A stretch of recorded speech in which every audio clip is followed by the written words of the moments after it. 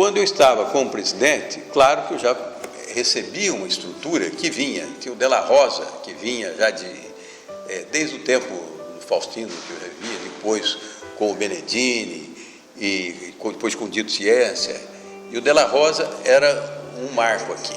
Quando eu assumi, ele já estava meio cansado, tinha falado, vou parar um pouco, eu aproveitei e coloquei o Zizão, que foi outro, o Zé Carlos Strame, que foi outro baluarte no Amador, marcou outra época, veio com gás, trouxe uma turma nova, e que, aliás, eu acho que um dos méritos de quem preside e de quem dirige é trazer pessoas novas. Então, eu trouxe vários diretores novos do Botafogo, e o Zizão no Amador também trouxe algumas pessoas próximas dele. E desenvolveu um trabalho muito bom.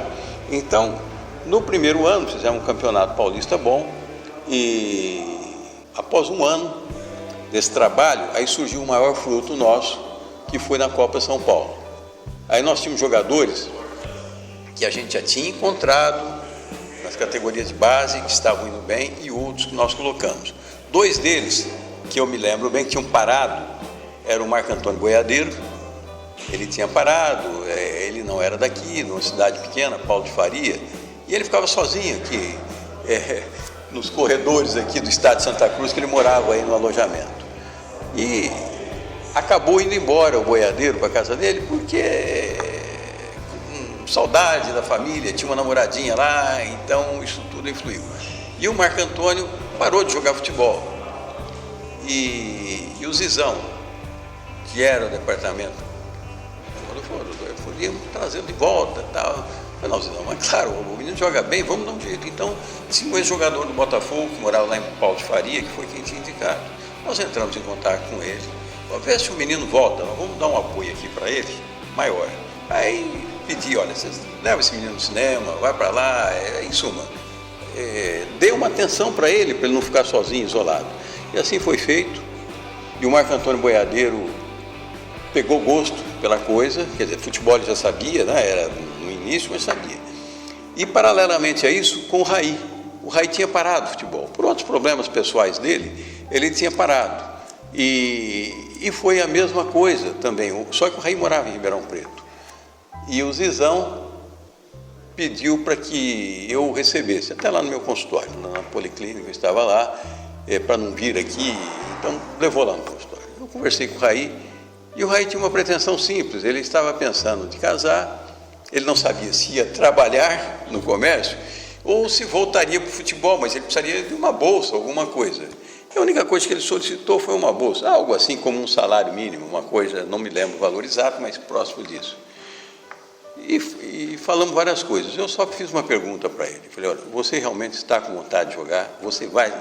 Não, você pode ficar sossegado que eu vou jogar, vou fazer para o Botafogo, não vai se arrepender. E realmente foi isso que aconteceu. O Raí voltou. No final do ano, nós estávamos com o Raí e o Marco Antônio Boiadeiro em pontos de bala.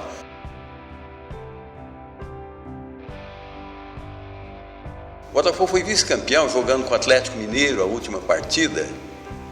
Parece choradeira de torcedor, né?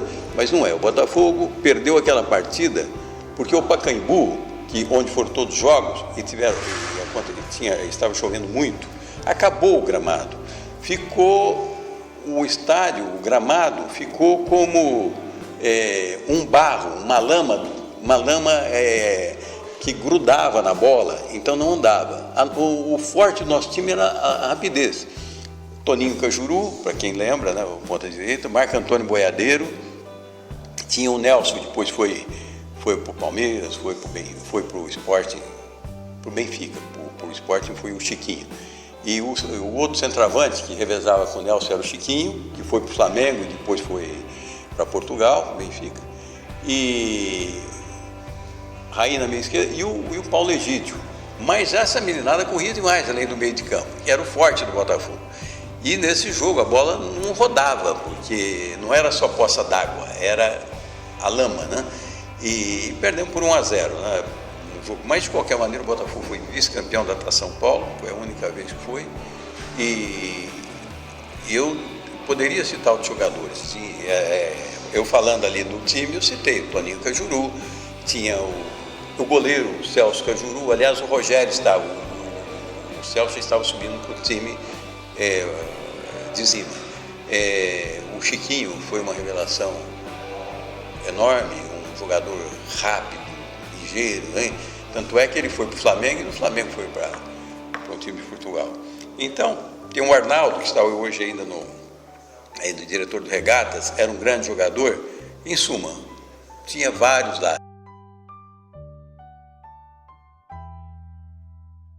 O Botafogo Ferroviário foi um jogo inesquecível, esse estádio lotado, e a Ferroviária acabou empatando aqui.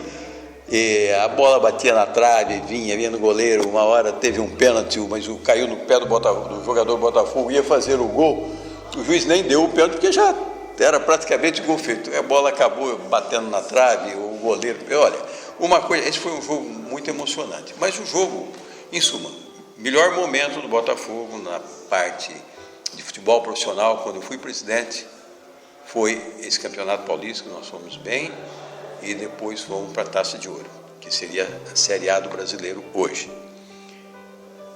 O jogo mais curioso, mais interessante, ganhamos do Palmeiras aqui, lá em São Paulo, quando o Palmeiras estava muito bem, né, pelo Luiz Pereira. São jogos que emocionaram, né? Aliás, nessa época, não é a pessoa que era presidente, na época do Atílio, na época do Benedito Ciência, na época do Faustino de Arrujo, do Vadão. Nessa época toda, o Botafogo fazia jogos que deixam saudade até hoje para os mais velhos. Então, eu estou dizendo meu tempo, mas não é prioridade do meu tempo. Era uma marca, como é hoje ainda, a raça do Botafogo. E o jogo principal foi um jogo Botafogo-Corinthians, 1982, estádio Santa Cruz. O Corinthians foi bicampeão, 82 e 83. O Corinthians estava bem, na época do Sócrates, Casagrande, o Vladimir, mas o Botafogo estava bem também. E o jogo estava muito difícil. E o Botafogo fez 1-0 e estava jogando bem e tentando fazer o segundo gol. Aí teve um pênalti escandaloso a favor do Botafogo. Tinha o lateral direito nosso, apoiava muito bem, e ele, numa dessas descidas, como hoje o Daniel desce, né? Ele entrou na área, o Vladimir chegou por trás, bem por trás, enfiou o pé por trás dele. Um pênalti desse assim, que é lance para expulsão, se foi em meio de campo, jogador, né? E o juiz não deu o lance. A torcida quase veio abaixo, né? E o Ulisses Tavares, assim, pouco tempo atrás teve em Sertãozinho. O jogo continuou, o Corinthians empatou, e o Ulisses Tavares deu dois pênaltis a favor do Corinthians. Um deles absolutamente inexistente. O Casagrande entrou dentro da área e foi controlar a bola com a coxa e tal, e se desajeitou lá e ele apitou pênalti. Uma coisa absurda. O povo não se conformava. O que aconteceu? No intervalo, depois desse pênalti, deixou de apitar um pênalti claro para o Botafogo, criou um pênalti que não existiu para o Corinthians. Tanto é que teve um lance que o goleiro nosso, eu não lembro se era o Walter Dib ou o Celso Cajuru, os dois goleiros. O goleiro saiu do gol, pessoal, não dá, né? Encostou ali. Até o Sócrates foi, não, vai aí e tal, mas bateu e fizer para fazer o gol, né? Quer dizer, né? Como fica aí que nós estamos entendendo que não foi e tal. Mas nessa altura o Corinthians já estava ganhando 2-1, porque já tinha tido um outro pênalti. Mas o fato é que alguém conseguiu, pelo lado do vestiário, arrombar a porta e invadir o gramado. Foi quer dizer, o estádio estava cheio, lotado, uma quarta-feira à noite. Isso aqui estava lotado, o estádio de Santa Cruz, lotado. E para controlar isso aí, porque como abriu, e o pessoal viu, foi todo mundo atrás. Encheu o gramado de gente, nós tentando tirar esse pessoal.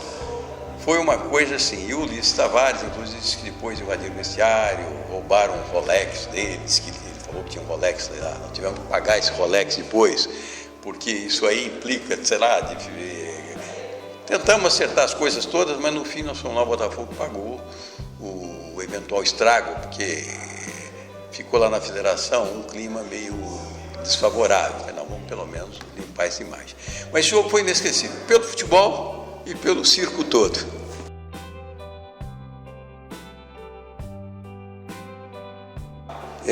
eu venho acompanhando o Botafogo, todas as diretorias, algumas um pouco mais, outras um pouco menos, mas sempre eu estou presente aqui, porque eu gosto do Botafogo, minhas raízes estão aqui, é uma coisa assim, é uma coisa que emociona. Vocês colocaram a fotografia minha aí, que é do painel dos ex-presidentes, que inclusive tem o meu nome, né? Eu fico muito honrado com isso.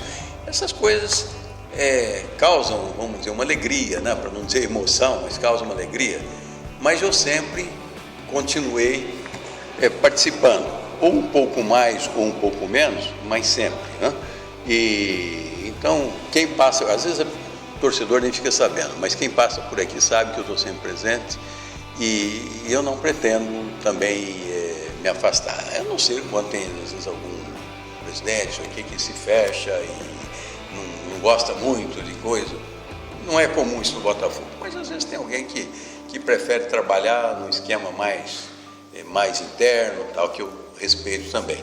Mas eu gosto, pretendo sim continuar ajudando, né? E o que eu puder eu vou ajudar sim. E talvez a gente vai, às vezes, desacelerando as atividades profissionais, então isso serve às vezes de espaço para ajudar mais dentro do Botafogo, que é o que eu sempre gostei de fazer.